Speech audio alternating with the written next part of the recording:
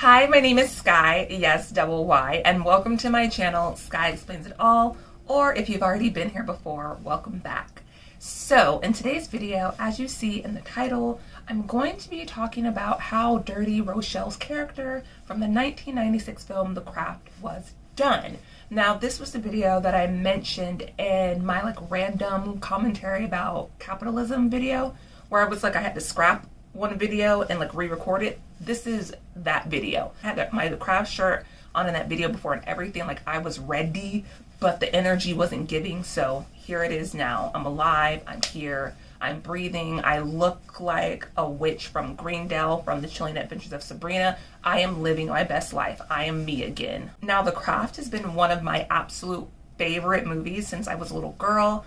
I want to say The Craft, Jawbreaker, and Fran Fine from The Nanny are forms of media that helped me to shape my own personal style growing up, and very much so today. I mean, hello. If you see me looking down every now and then, I'm just looking at my notes I have right here. And I'm probably gonna have to put a little sticker or something right here, because I mentioned in my other video how I have Venus right here, my Birth of Venus tapestry, but I don't know if this is going to rock with YouTube and their guidelines. So I'm probably gonna have to put a little sticker right here, which is really irritating, but them's the breaks. They did Rochelle's character so dirty in The Craft. All of the characters, Bonnie, Sarah, Nancy, all had backstory, all had parents, but Rochelle's story is just, she's a black girl who experiences racism and she's on the swim team.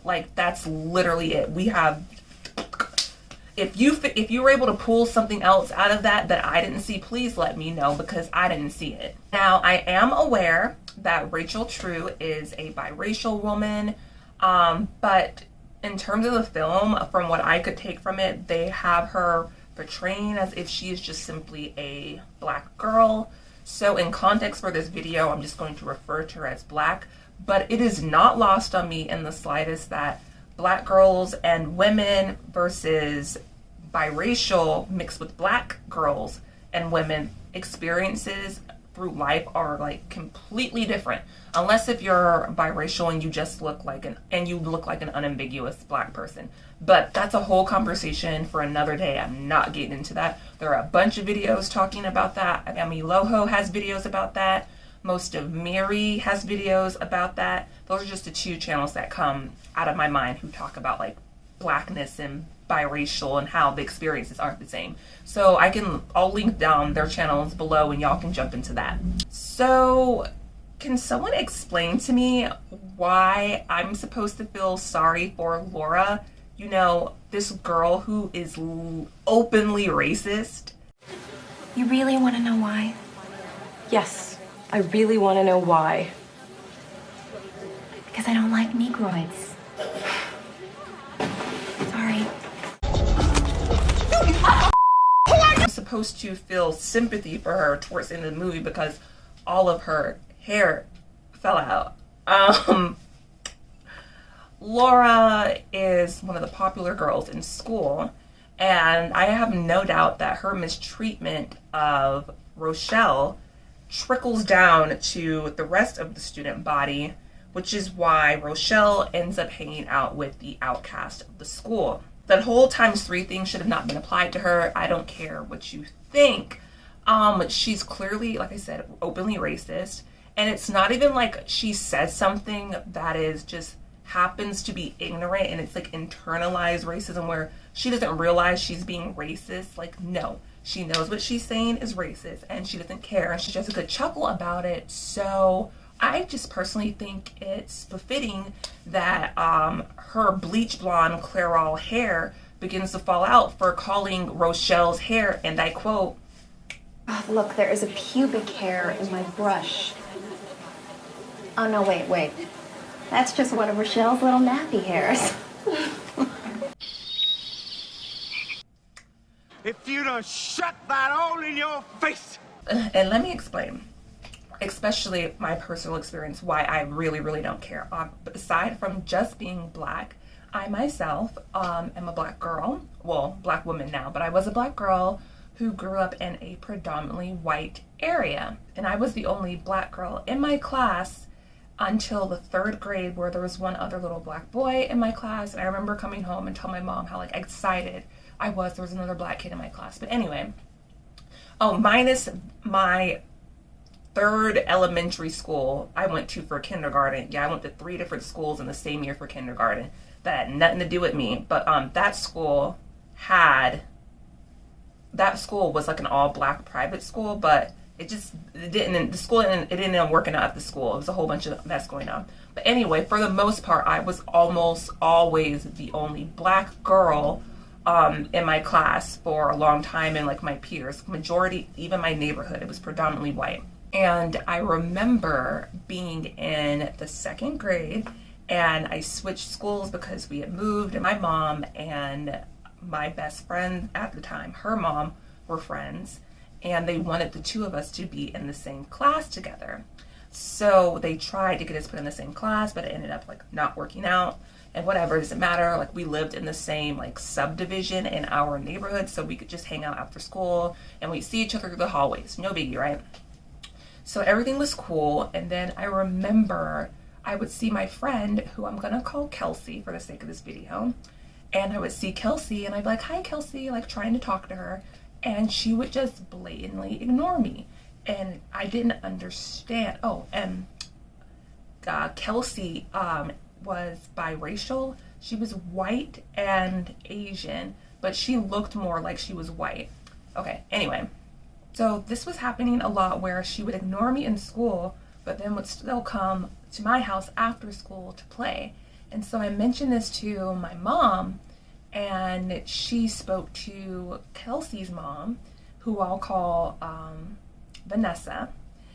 So she spoke to Vanessa, and she was like, you need to talk to Kelsey, because she can't ignore Sky at school and then think it's okay for her to come over and play with her. Like, that's not cool. And so Vanessa sat Kelsey down, and I was like talking to her, like, why are you ignoring Sky? Like, why aren't you talking to Sky? And Kelsey started to break down crying. Like I said, we were in 2nd grade, started breaking down crying, and she said to her mother, the girls told me that I can't play with the black girl. And I can't remember my exact reaction. Like, I didn't cry. I don't recall being like upset. Again, I'm only in 2nd grade, so I couldn't fully conceptualize, all the prejudice and racism and all of that. But I just remember the only thing I can really like pinpoint on what I could have been feeling is like, why does it matter that I'm black? You know what I mean? Like, okay, I'm black, and like and it still to this day, it doesn't make sense to me. What Rochelle was going through, I very much experienced that. Not so outwardly. My experience was more like microaggressions, I would say, that I didn't even realize were happening until I got older, and I'm like, oh, that was racist. So I can totally like relate to like that whole trying to like fit in. Well, you're the only black person in your school, or one of few black people in your school, and the fact that it's modeled in the movie, like, we're supposed to have like even a monicum of sympathy for this girl who is, I don't know how old they're supposed to be in the movie. They're supposed to be like sophomores. You're pretty much aware of what racism is. She definitely had to know. She openly said, I don't like Negroids. I just doesn't get any more cut and dry racist than that, in my opinion. I think that, like I said, her bleach blonde hair falling out is a perfect punishment. The ancestors don't like ugly. I don't feel bad. Okay, I'm not gonna feel sorry that Becky's hair fell out. I just simply do not care. My ancestors don't care. Rochelle should have not cared. I'm supposed to feel sorry for that bitch. I don't. And the thing with Rochelle is, the only time we see her home life is after Sarah gets assaulted by Chris, and she shows up to her door, and Sarah comes into Rochelle's house to comfort her. But that's literally like the only time that we see Rochelle's like home life, and we don't even see her parents or anything. So like we just can tell that she lives in a nice house, and that's about it, which bothers me because that whole like token black friend, it's like they're always put there as a device to show diversity with not putting in any effort of giving them any backstory, and they're almost always exclusively used as a therapist to help their non-person of color counterpart.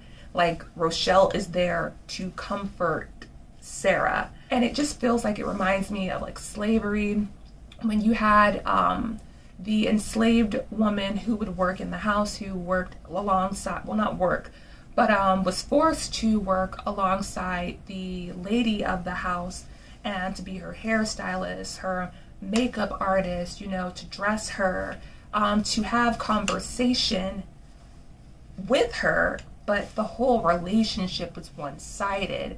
You know, the slave owner's wife isn't asking, what do I want to call her? I'll use my great-grandma's name. The slave owner's wife isn't asking Inez how her day is going. It's all very one-sided, and they just really dropped the ball with her character, because don't get me wrong, like Rochelle being in the craft is very important for mixed girls, mixed with black, for black girls to see someone who, if she doesn't look exactly like them, represents a part of them. I just wish that there were more unambiguous black girls in like the horror genre and the witchy genre, and for it to be done properly, because I have a really good idea for a Rochelle, how they could have like done justice to Rochelle's character later on. I was thinking that like it could be like a movie called, see, I want to tell y'all, but I'm scared to tell y'all because I think if I say it, someone's gonna end up taking my idea. I just know it because we live in a world of Columbine. So I'm just gonna keep it to myself, but like center like around African American magics, and I'll leave it at that. I don't believe in karma with what the way I operate, what I practice. I don't believe in karma in the sense of like, if someone does something bad to you and then you in turn do something of the same degree to that person, then somehow karma is going to come back to me. Like I don't personally believe in that. I believe in setting the record straight. I think that she didn't do too much or too little in terms of her payback to Laura. I mean, I think her hair falling out is just the right amount of payback. This video is not going to be super duper uber long. I just would come on here and talk about it because it really bothers me that it's painted like I'm supposed to feel sympathy for a racist. I don't. I'm not going to, especially, like I said, with all the things I've experienced growing up. When I watch that scene and she's like, it just keeps falling out, I literally chuckle to myself. I'm like, well, don't be racist. If you look at prominent, I would say, public figures who are just openly bigoted, racist, and you look at them and you see what they look like, you know, that's what hate does to your face. And you see the other people who are, you know, allies, who are kind, understanding, you see why they look the way they look. The ancestors, you know, don't like ugly.